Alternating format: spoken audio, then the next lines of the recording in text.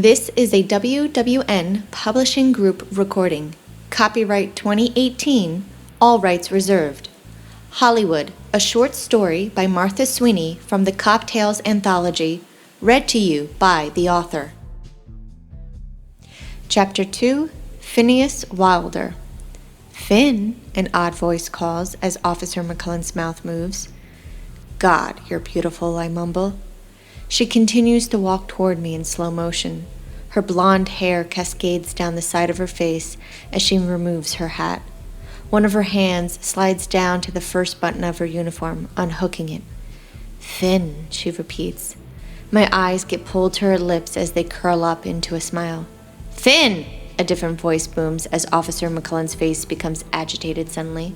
What? I snap. My eyes dart around the room and I realize that I was just daydreaming about the woman I met 2 nights ago. Did you hear a word I was saying? Tim checks. I look down at my desk, seeing the mock-ups displayed before me. Sure, I lie. Who is she? He inquires. Who? I ask, scanning the images before me. I point to the design farthest to the left. This one. The woman? He says. What woman? When Tim doesn't reply, I look up. His head bobs as if encouraging me to speak. What? I repeat. It's been a while since you've been distracted during one of our meetings, he claims.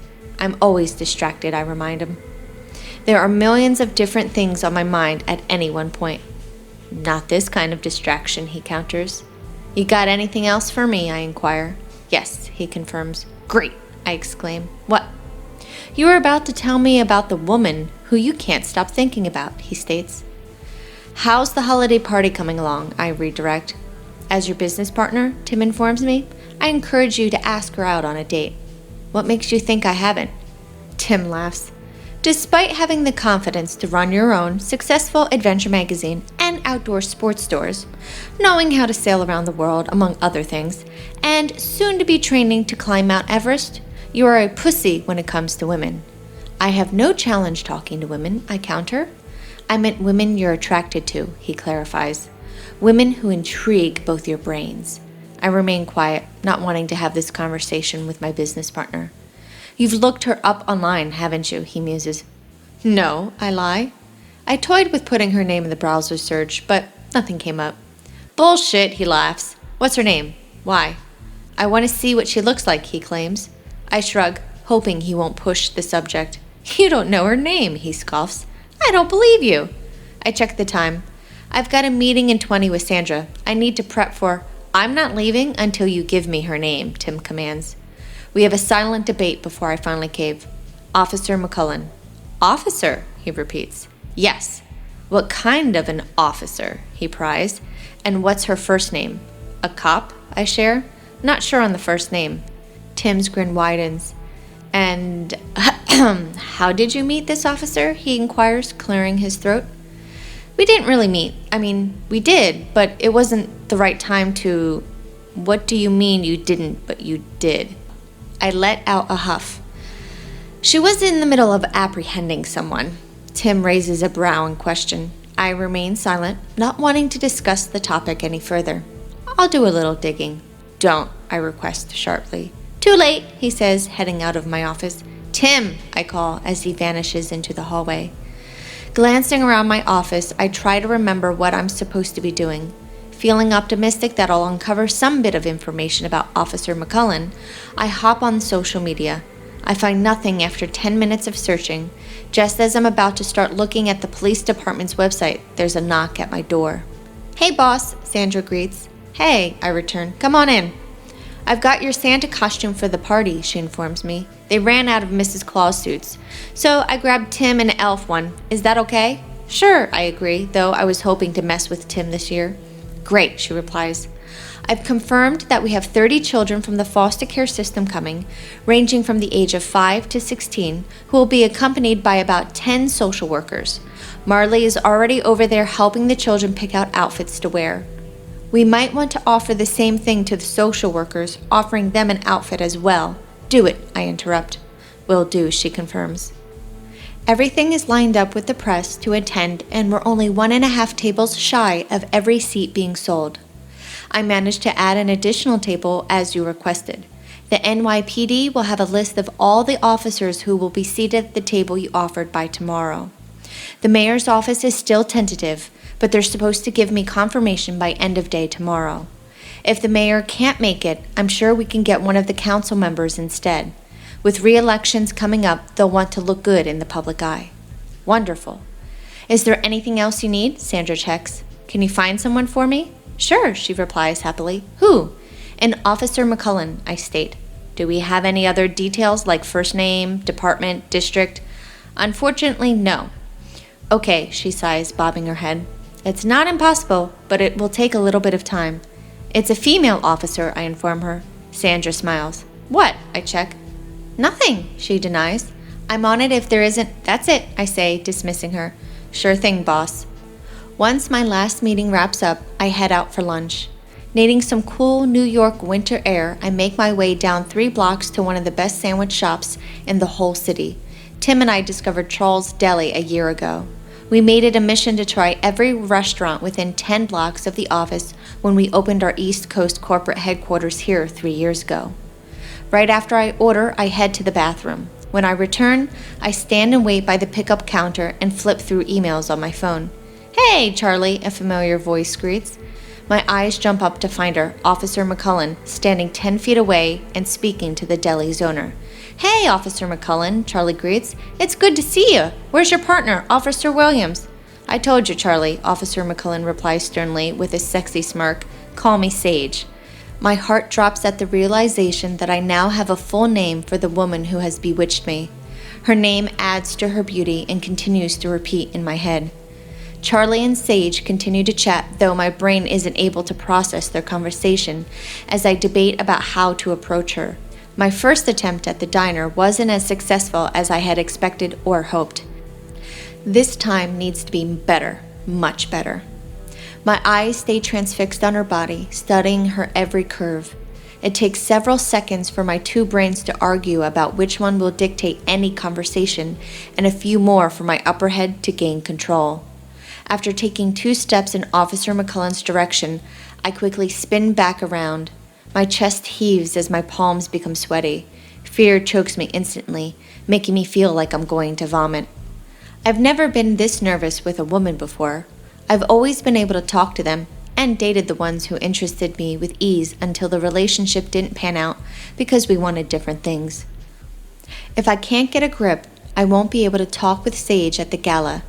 I still don't know if she'll actually be going because Sandra's waiting for a final list from the commissioner.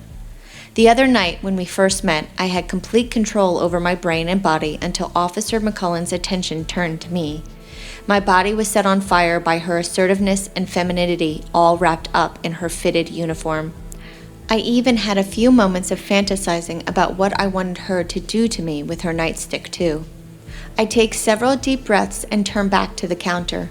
A pain sears my chest when the woman of my desires is no longer in sight. My gaze darts around the deli, hoping she's seated at one of the small tables. I curse under my breath at the fact that I missed my opportunity. Finn! A man's voice beckons. Yeah, I mumble, not bothering to avert my eyes from the main door. Finn, he repeats. Yeah, I sigh. Finally facing my left, my eyes fall upon Charlie. Your order, man, he informs me with outstretched hands. It takes me a moment to process everything and take my food. You need to stop working so hard, I direct. I do what I love, Charlie quips. It's not work when you love it. You owe your wife some alone time, I add. I know, he huffs. Don't tell her, but I've booked us a cruise. You're going on a cruise? I scoff in disbelief. Shh! Charlie looks back and forth behind the counter. It's her Christmas present. My eyes narrow slightly. Are you sending her alone, or are you going with her? Charlie chuckles. I love my wife, he states confidently. Why wouldn't I go with her? My head tilts to the right. Methinks you might love this place just as much, if not more. Well, you're not wrong, he laughs. But we both need a vacation. It'll do us good. The kids are gone, finally out of the house for good, and Marge and I need to do something for us once. You'll win Husband of the Year, I goad. Damn straight, he affirms. She won't be bugging me for anything else for at least 6 months, maybe a year if I'm lucky. I chuckle. What's bothering you, he pries. Nothing, I lie. It's about a woman, isn't it? Charlie pushes. No. Charlie smiles. I know it's not money, so it's definitely about a woman. Tell me what's going on. Maybe I can help. I've been married for 29 years. I might know a few things.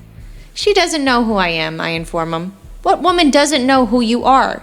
Your face is on a magazine almost every month, if not on a billboard, he baits. I shrug. That could work to your advantage, he muses. If she doesn't know who you are, you know she's not trying to date you for your money. True, I chuckle. Do I know her? Charlie inspects. My head shakes. Nah.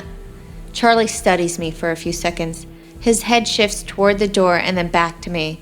2 seconds later, his right eyebrow lifts. You've got the hots for Officer McCullin. What? I laugh dismissively.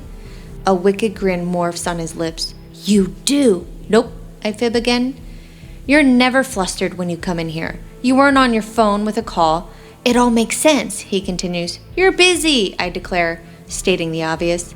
Charlie's deli is always busy from sunup to sundown. Bodies are always moving about, taking up as much space as possible in the little space that isn't even really a dining area. It's just a couple of small tables and chairs, yet everyone needs to occupy every available inch of the place regardless if it's cold or hot outside. I can put in a good word for you, Charlie offers. Won't work if she doesn't know who I am, I return. She and her partner are in here about 3 or 4 times a week, he adds. I'm sure if you come in and pretty much have at least breakfast and lunch here, you're bound to run into her. I already spend enough money here, I remind him. We just had a company order from you 2 days ago. Hey, Charlie huffs, raising his hands up in surrender. If you don't want my help, fine. It's not like I can't do a little introduction or anything. I'm fine, I lie. How do you know Officer McCullin anyway? He inquires. It doesn't matter, I reply. Sure it does, Charlie counters. If you've met, but she doesn't remember, that works to your benefit when I officially introduce the two of you. I can talk to her on my own, I quip. Yeah, he scoffs. You did so well with that just a few minutes ago. How do you... Charlie lifts his hand, causing me to stop mid-question. Think about it, he offers. I know a few different ways to get a girl's attention, especially one whose attention is in all directions due to her job. I dated a female cop once. She had a desk job back then, but they think differently than most women. I could coach you. I regard Charlie for a moment. Like you'd let me coach you into better shape, I pry. I've already landed myself a woman, Charlie chuckles. I don't need the help. No, but I'm sure she wants you to be healthy and alive for many more years, I probe. That potbelly is slowing you down, my friend. You get rid of it and your sex life will be even better. My relationship is not the one in question, Charlie claims. You sure about that? I tease, pointing to his stomach. My offer still stands, and I'm not looking for anything in return other than to see Marge happier. No, my offer still stands, and I'm not looking for anything in return other than you not only getting laid, but seeing Officer McCullin with one of the few good guys who's single and still left in New York, Charlie pushes back. I mull over our exchange. I'll consider it, if you will. Charlie smirks and sticks out his hand. Done. I take a hold of his pro-offered limb. Done. This is the end of this chapter. Thank you for listening. I hope you've enjoyed the story so far. To find out about new releases before the general public, be sure to subscribe to my newsletter. You'll find a link below in the description. Also, to be notified when the next chapter is published, make sure you subscribe to my channel.